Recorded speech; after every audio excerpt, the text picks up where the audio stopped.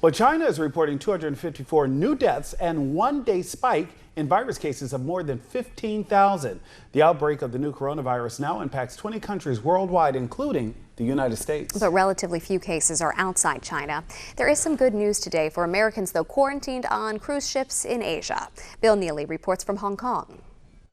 The big news is a huge spike in the numbers of deaths and infections being reported by the Chinese. Why has this happened? Well, the Chinese have changed the way they record the figures. If you go to a doctor and you get a chest scan and that shows a lung infection, basically that means you have the virus and you can be treated in a hospital, and that's why the numbers have spiked, but that still doesn't explain the large rise in the number of deaths. They've also had a purge. They have fired the two top officials in the worst hit province and replaced them with men who are very close to President Xi Jinping. So Beijing is basically laying the blame for the problems on local officials.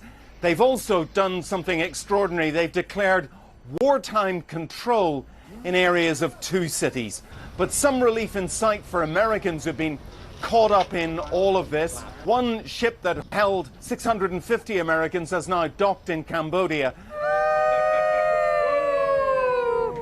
And on another one, although the number of infections of Americans has risen, another 7 now infected. Some of those on board, many Americans, are being allowed to leave the ship in Japan, although they still will be under quarantine.